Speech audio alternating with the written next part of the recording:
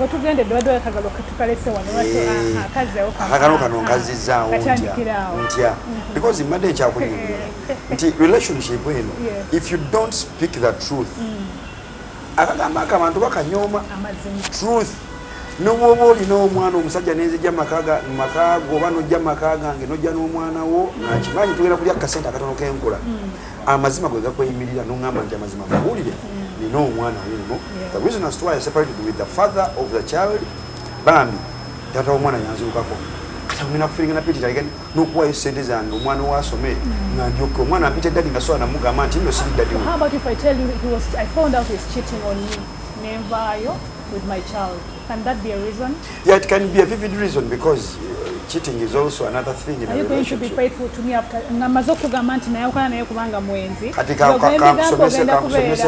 kusomesa ekigambo kinene. Being faithful to your partner, me I believe. Okay. Kitegeeza nti nno omusajja wo tayenda. Being faithful kitegeeza kitya? Kitegeeza another meaning. Kitegeeza okuwa respect mukyala wo obutamulaga nti nno oyenda. That is being faithful. That's being faithful. I'm faithful. I'm really faithful. Naye omusajja olwokeranga ku makya n'olaga mukazi wo nti nno n'omulaga ewaka okwata essimu ya girlfriend wo ojja essimu oziteekawo nakebera biki biki n'obisangamu n'omulaga nti nno myamuke with it biki biki ebintu mudro. You're not being faithful. You're not being. No mukazi oyo kati ensesenga ebinkukweka gibyendi mukola byonna how are you going to get to know? You're going to speak to your girlfriends, your friends, my guy is okay, and that is it. That runs a relationship. Yeah, true. Nawe kanyini simanya biki byobake. I don't know. No, Uganda, we are faithful women. Tubalaga abasajja. Atwaka bali ngo tugamba nti gwe osobola okumenyereza ku mukyala akuva ku mutwe paka kagere. Nga nakafuna omuntu yenna omuwala yenna gwendete oba gwenjagadde nsooka kumunoonyereza bit per bit. Saagala kutwala kintu kye ng'ovudde n'ebyokugendayo wano mu conversation esooka. Era nsooka nenkubuuza nga oyabuuzi small oyagambye nkubuuza nenkubuuza nga tumaze okweyagala katumaze tuyogedde tugenzeko wala okkiriza yes nti yes okay. Ekisookera ddala eksiwo oyo yesi mubuusa maaso. Yes, oyo yasookera ddala lwaki mwayawukana oba okitegeera kubanga go just a supplement obadde okimanyi bw'oŋŋamba nti no eksiwo mutabani abadde mutabani wa minisita nange mmanya gwenkwanya alimu ku mulamwa webale kugamba nti abadde mwana wa walimu abadde avuga eksiwo abadde avuga gundi eno abadde avuga kibi si kibi nabo basajja anti era nga manya omuwala naye gwetutte and I start level ngamba so that means you went to a nanny guy olinye kudala so kati ofunyenze comedian so okay kale ofunyenze avuge mu motoka kale kati kankulabe nange mmanye nenge eje kutwalamu naye bw'ojjangu ndaga nti awadde nekkayiwo omwana abadde akola mu banka but bamaina okwebuuza oli omuwuyo omwana nga mutuufu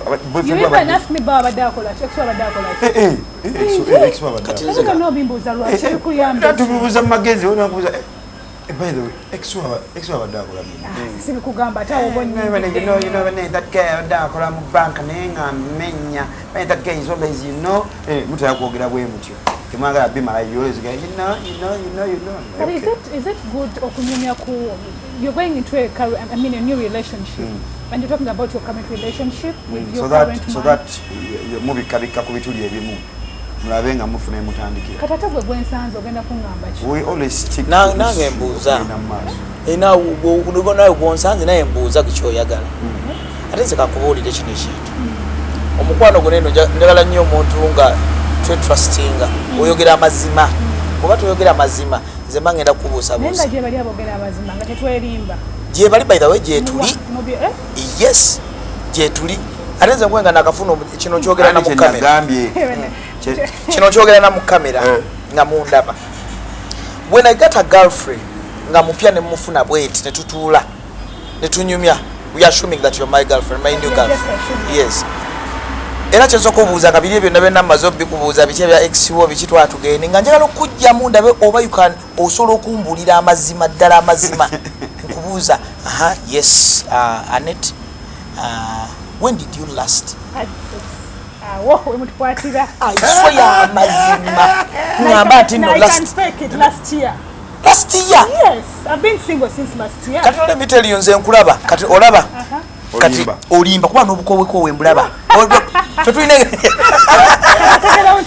yes obukowekowe obulaba nga bukubagana bwe buti nkulaba nti olimba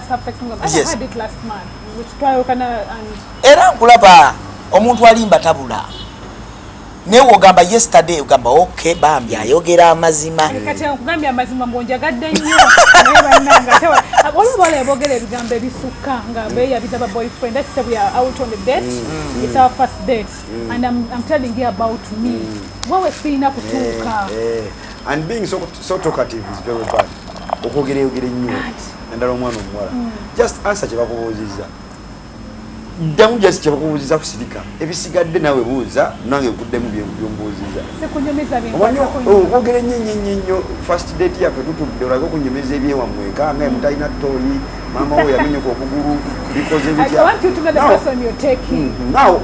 mba ngenda kubamu ebituli ntandika okulaba nti wajja ennyingira eyo muganda wange okitegeera ngenda kukolyawo nkubira akasebo biki kyobitegeera ebitumutu so people just need to reserve themselves sometimes at times speak the truth tekitegeeza nti nolimba speak the truth but reserve yourself uveewo nga nawe olina ekitiibwa kyongaomuntu si kujja first date olwokuba because most men tukikozesa nkasozo netujja ku first date nesikuwa transport yakuzaayo just to see are you going to be like Ivan mpaye emitwalo 5 ejinzi za isinamu on the first day? How could you come at first class nga toyina transport yakuzaayo singa sizze no senga nange twamse senga ndi wakanga stand kati nziza okulaba give me transport back home so waliwo abasajja abamu nga ffe nga tulowooza nnyo munaye nedda muli bako agambako mukagala nnyo mwagala nnyo kanguyo okwogera because sigwe musajja osegedde because sigwe musajja naye nga tekina kyekivaako bwekeera kumakya kuzimpa nange ngende bwekeera kuzimpa nange ngende lwaki gwe oba mwemankweyise togamba hani nkwaddeyo kekumi eryo nywamu ku mafuta oddeyeeka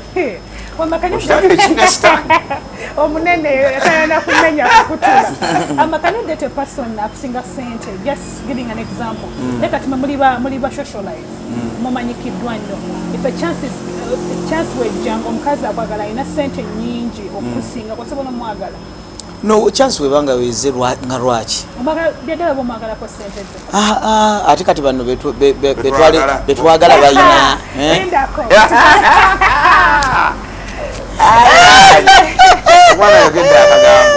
nakonkayisizaawo obuyisi naye wosanga ng'omukazi ng'oyo ng'alina sente when a chance comes gikozesa ye mwagale okujjako obuzibu bwe buyinza okujjira ng'azibubira omukazi banange mwegamba buulira omukazi agaba sente nobeera nga webasewa myaka gyo kati kenyini mwabavene mugamba abanange naffe abakazi tuzze mumaaso genyumba we are seen we are there thank you so much bana abakazi mutulese naffe parliament women are working nange kinyumira wenzuka kumachanga abo omukazi osirige mpewo kumi kusimu yange ngambye honey that's your breakfast basi kwegula no kati ffe wetuba watu batwegula lwaki tonkakasa nange weeziri bino ebintu byajjana byamwenkanonkano nze omanyize buli kimu kyonna nkyogerera mu kamera nakino nkyogerera mu kamera gwoba omanyi nti nno yuwadheya ngaokimanyi nti nno oli mukazi nompa buwiku sente bwoti bane nsobola okukwagala I don't know because even now mpulira omukwano nga mbuzi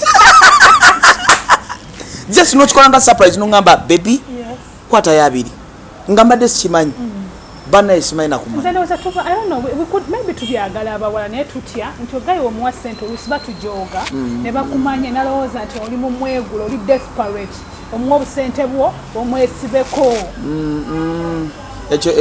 ekyo mulimbeera mukijjeewo omusajja ayagala naye okumuwa by the way mbogeredde gye bali eyo baagala omukazi afulumye ku ssente zazimu nga badde tategedde nategewanga nze oyagala ku birthday eyo nzije nkuleetere kabaga k'emitwalo 15 tekemu engato nkolere mane buke nkwe ebimuli biki those things nze ku birthday yange yakolerete vest ne stockings ne saati ne bu t-shirt ne bapakinga bwesatu busatu nga buli mbwa kutwala omutwalo obumpo ngame honey you know, I'm very sorry. I was from work and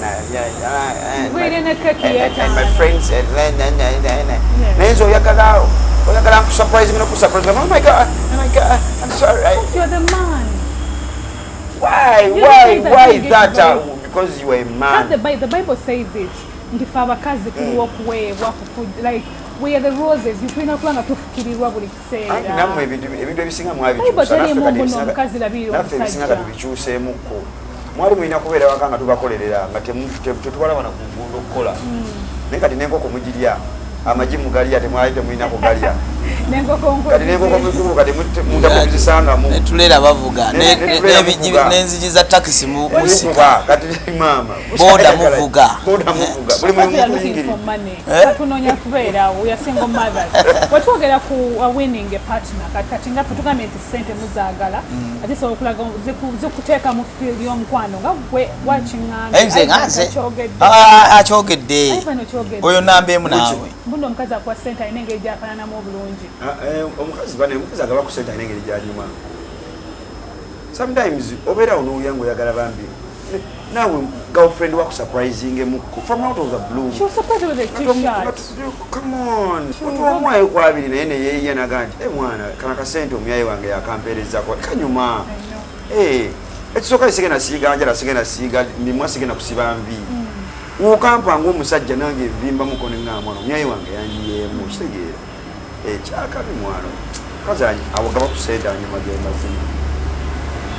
Generation jetukole sente n'abakazi kubanga abasajja baagala sente kati wetwogera ku bintu ebiwangula emitima gy'abasajja bibiriwa like winning a man's heart eri mmwe abasajja nga tujjako ekya sente. How do you win a man's heart? Fe abakazi bikolwa ki omuntu byayinza okukola okuwangula omutima gwo n'ogugwo? Twogera kale ogw'abasajja bonna si mmwe mwekka but men ebintu ebibatengula amangu n'agamba now she's the right partner for me, she's the marriage material. Ati nkuzako emabega wali nti tetuli kyekimu kale tulina bye tufaanaganya naye tetuli kyekimu buli omu alina endowooza ye nti waliwo oli agenda okugamba nti nno twetegedde nze kasita ontegeera ndeka kola byange nkole byange yes nemwetegeera okwetegeera kuno kwanemutegeera nze okwetegeera kwange zira omuntu nga nakusanze kyensooka okugamba sooka twawula amasimu gaffe. Have your phone, I have my phone. Ekyo kisooka kwetegeera. Kwetegeera. Kisooka mu kwetegeera. Because we are in a digital era, everything is running digital. And you guys are like, living a public life. Yeah. We are living a public life. Ndeka. Nti na kino ndi comedian. Oba nkola kiro nkomawo ssaawa 2 ez'okumakya oba ssaawa emu. Nzokuse ssaawa 5 kati ziffe ze tuvaayo oba ssaawa 4. Tuddayo 2. Okitegedde.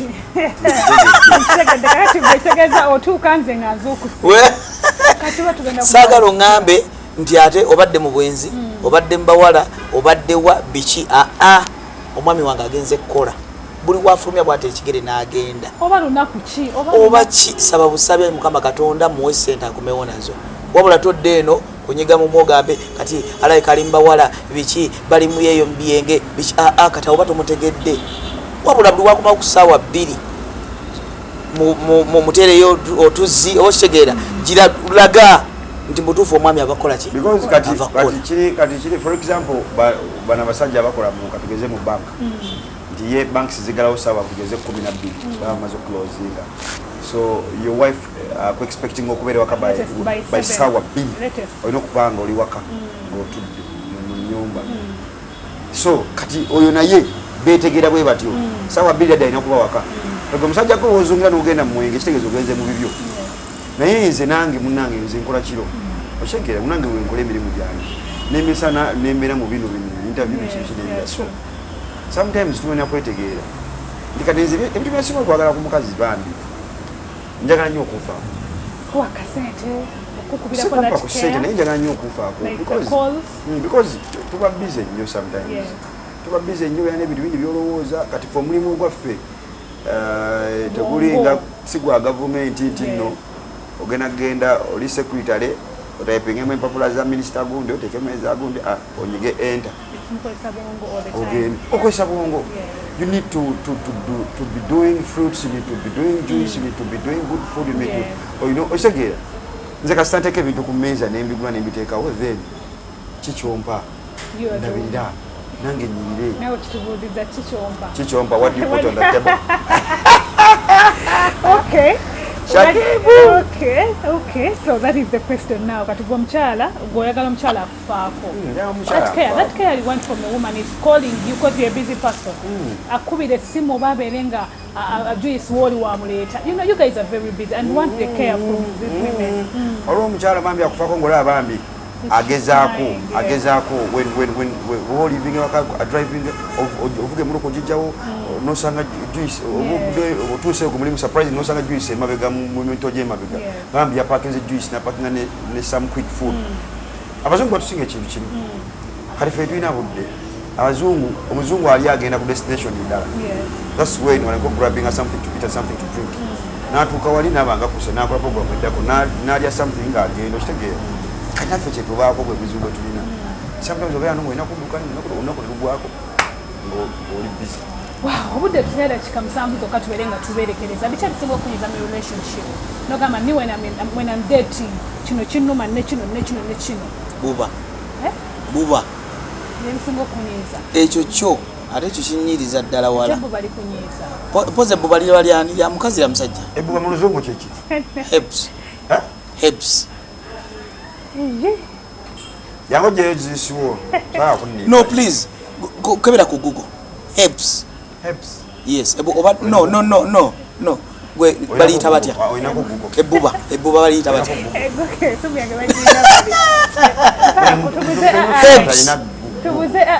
noli ebbuba obaliyita mu luzungu ya oba tokimanyi no get it from me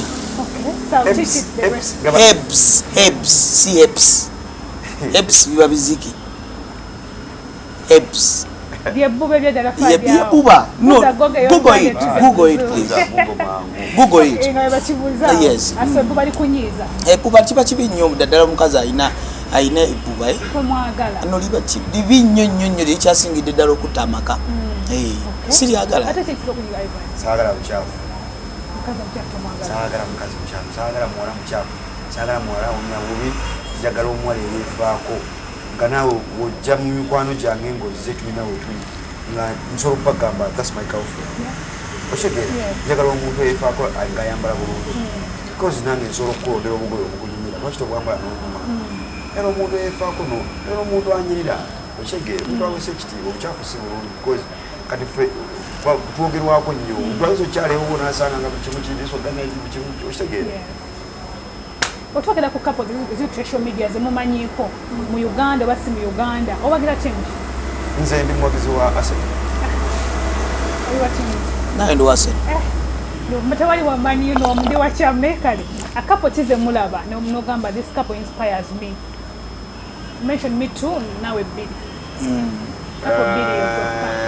nze ngina kubeera wanjawulo I'm not inspired by any couple why because couples ezo zijja maaso wano zitulaga good face just kyemba egombako nti bajja ne batugamba good face nti bakwata eri enjogera yabajjajjaffe nti eby'omuju tebitotola byogera mu kisenge that's why tubegomba that's why mujja ne mutubuuza nti mwegomba gundi mwegomba bali oli info trust mwegomba jebbi n'oli bikoze bitya mwegomba gundi ne gundi mwegomba ne Bobby ne Babi mubegomba tebatubuulira oyo Bobby balina okubanga nobalwanamuko mu kisenge ne bayombamu because it's normal okuyombamuko so they think come and tell us they don't Nefe twagala tuwefuule ba angels tubeerenga bagundi tufumeko twekwata ku video tomanyi be weegomba kale bogamba nti kale bano bajjeeweeyo ne batulaga nti balyoke abakunyumira kale kapa ekunyumira just Bobby ne Babi bambi beekuumye nnyo ebbanga ddene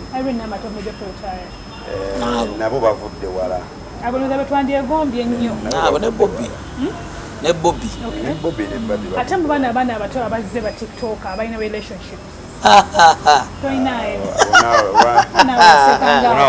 nedda si kudaala gwe nawe obiraba ebibeera ku social media obiraba sawa bina nayawukanye twala kwatobiraba kati kamera ogireeta mu mukyala kiba kibirwa kuba nti fere tubadde tunafuna bakyala ba mu nju naye kiba kibi So a quick one before we go to Chivulu concert. Why now? Kino kyekisoosa? Yeah, kyekisoosa. Why now? Why now? Because tulabye abantu babadde batuyesaba nnyo nga twagala naye twagala tole content wamwe nga tuli wamu. Tukoye mulaba ku social media, tukoye mulaba ku TV, tukoye yeah, we are one of the most trending duo right now. So we should expect the fun. Everything very nice. Enaku z'omwezi nga 7 September.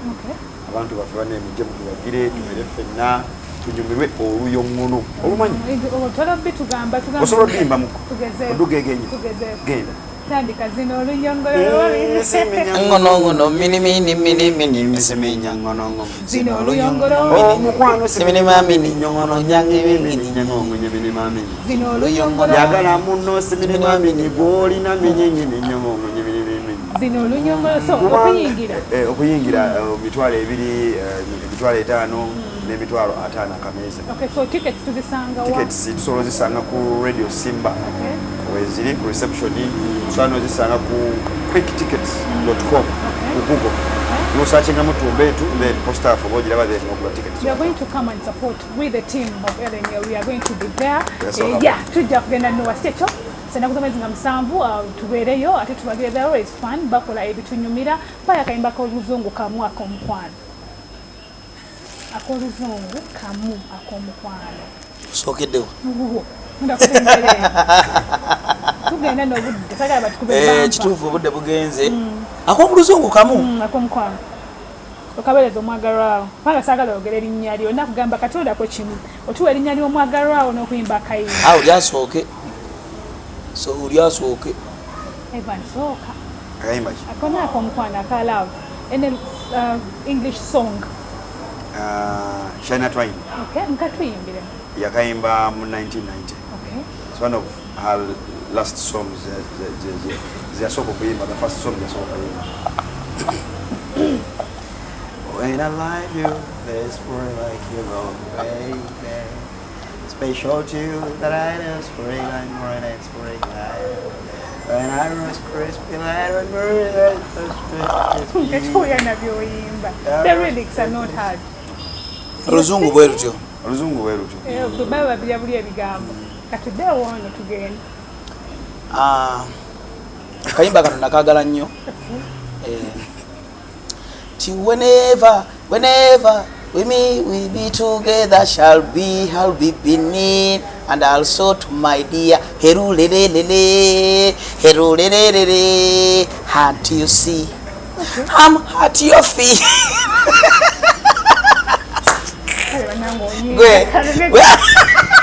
Omba msule bulungi tujjamu eja ku Mande mugoloka tukole banangonyiza tugende tubawagire nakugenda musanvu atubeera abalina namba ngabala kubanga obegattako please inbox me atubeere nga tubeera enamba eryawo wansi temusaba namba zaabwe tugenda bawagira ask for their number nja kuba mbaye namba ya manager ate tubeereyo mu bungi tubawagire they are really good people kale musule bulungi we meet tomorrow mugoloka tukole akumacha mweraba